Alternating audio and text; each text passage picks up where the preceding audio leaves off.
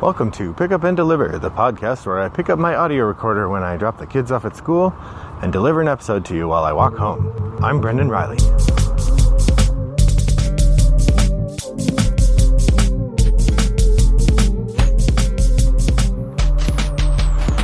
Good evening, listeners. It is about 5:45 on May 16th, which is a Thursday evening, and I'm talking to you while I walk home from my kids' school where I was just setting up the Silk Road event.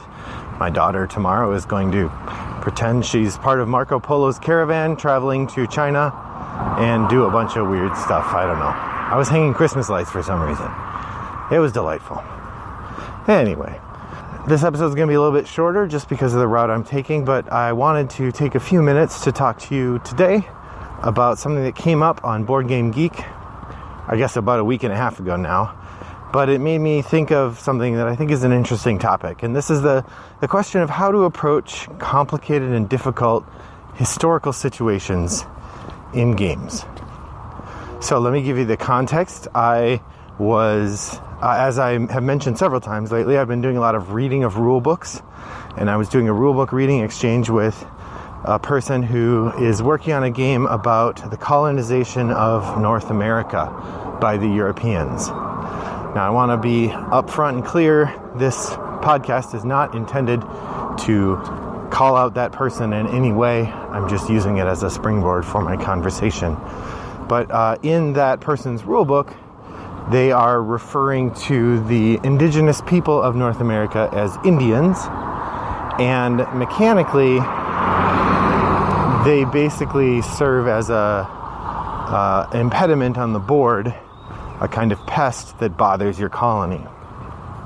And I expressed in my comments about the rulebook that I thought that this was not the ideal way to deal with the question of how Europeans and indigenous people interacted when the Europeans were colonizing North America. So it got me thinking about what is the ideal way? How can you respectfully make this comment? Now, I'm going to say I'm working out of a context here. If you did not listen to the Perfect Information podcast, that's a bummer. It was great, but it's now defunct.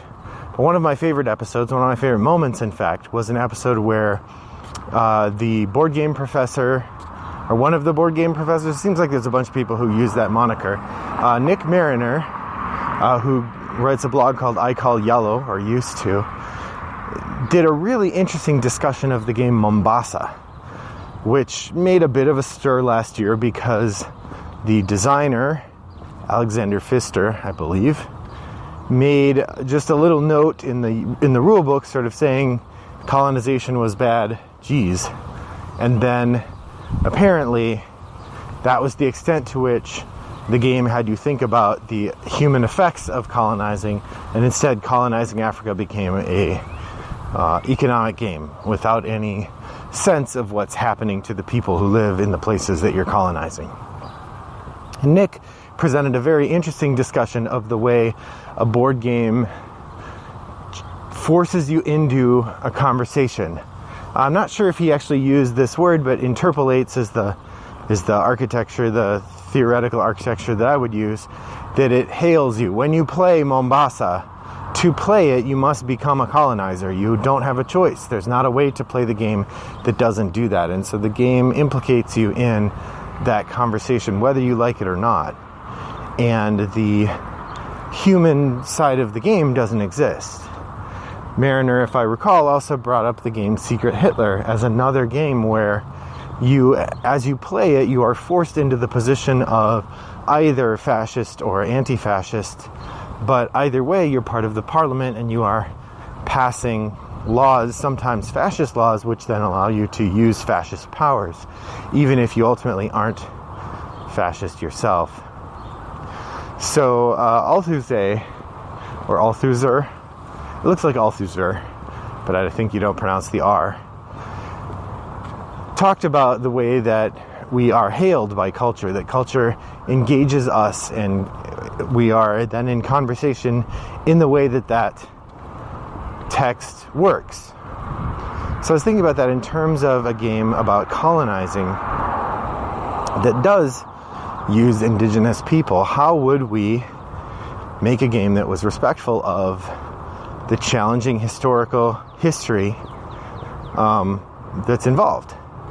I think there's a couple solutions. We can look to previous game makers. I can see two. The first that I would point to is a game called Endeavor. Endeavor is a game about the age of sail, and one of the things that happens in Endeavor is that you're a colonizing country, and one of the things you can do is use slaves. And in Endeavor, slaves carry an economic benefit but a moral taint. As the game goes along, eventually slavery is outlawed, and at that point it becomes a real detriment to your culture if you have slaves. So it's sort of an easy out early that becomes a burden later. Now, I'm not sure, I haven't played Endeavor, so that's the extent to which I can describe what it does, but I know that it's been praised by a number of people for its nuanced discussion of slavery. Two other games that more directly address issues of history that are prickly would be Freedom, the Underground Railroad, which is very explicitly about trying to help slaves escape. In that game, it's not as complicated ethically because you are never playing the slavers. You're always playing the people helping slaves escape, but there are times where you have to let one slave get caught, apparently for the greater good. Again, these are games I haven't played. If there's one thing you can say about English professors, is that we'll talk confidently about movies we've never seen, books we've never read, or games we've never played. So apologies there. The third game I've never played that I think engages this question is not connected directly to the conversation about the actual world, but it does engage in the ideas, which actually might give us some insight into what the better solution is. So that's Spirit Island. Now, Spirit Island is sort of the anti-Catan.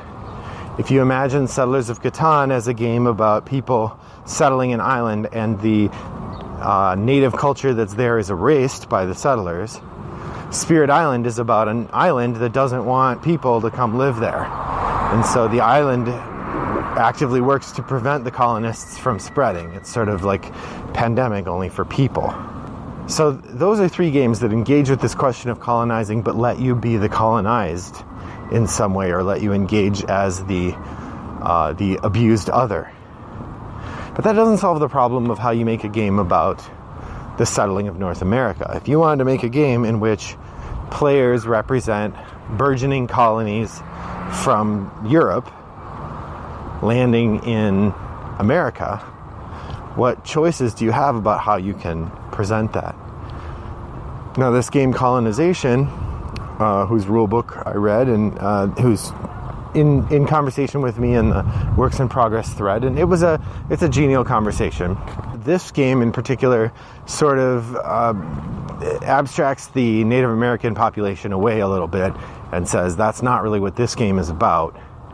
So they just become a kind of problem for the colonies to deal with, but not the main focus of the game. But of course you are interpolated by the game. You can either leave them alone entirely, and I guess they only attack you if you attack them, or you can attack them to try to get their wealth, and then they'll start attacking you as well. So from that perspective, it's got a little bit of reasonable exchange. But it doesn't allow for you to feel like that's another culture that you're dealing with in the same way that you would with the other colonies. It maybe is outside the scope of that game, but maybe one way to do that would be to have an NPC type situation with an automata race, or an automata community where you can make trade deals with them, or you can go to war with them, and then the way they interact with you is shaped by the game. But I'm not sure that holding fidelity to history is really that much more respectful than just ignoring them. Europeans had technological superiority and a different attitude about the world, and used that to essentially run off or kill the Native American populations in the places where they wanted to live. So it sort of begs the question of, can you make a game that adequately engages with this question without being about that? And I guess I'm coming down to the side of, I don't think you can. I think if you're going to engage with the Native American issue, or the issue of indigenous people in the place where you're colonizing, then from our modern understanding, the colonizing act itself is unethical. That you are ipso facto taking their land and their resources. The colonizing is always already exploitation of a space. That the people who live there are inevitably abused by the people who arrive. The people who arrive don't get to set up a settlement without taking something from the people who live there already. So maybe if you want to make a colonizing game, you make one about colonizing another planet where there are no people already.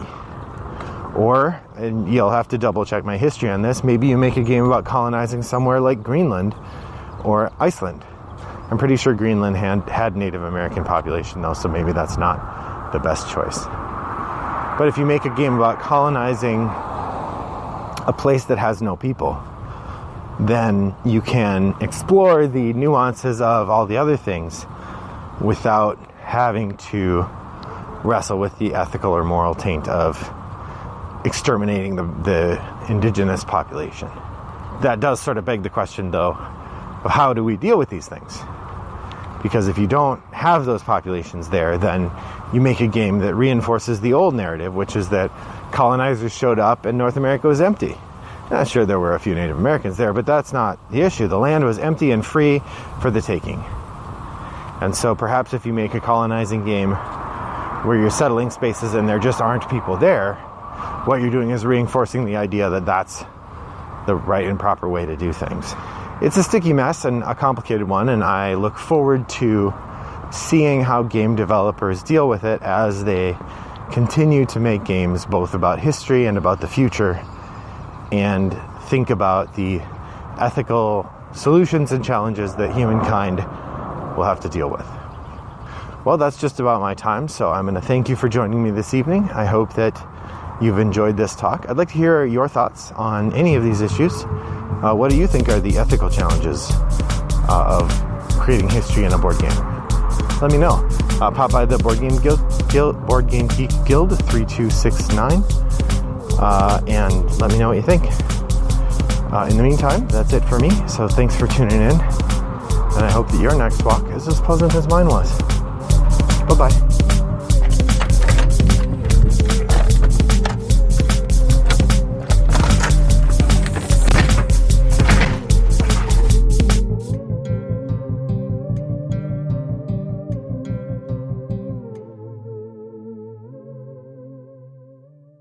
Brought to you by Rattlebox Games.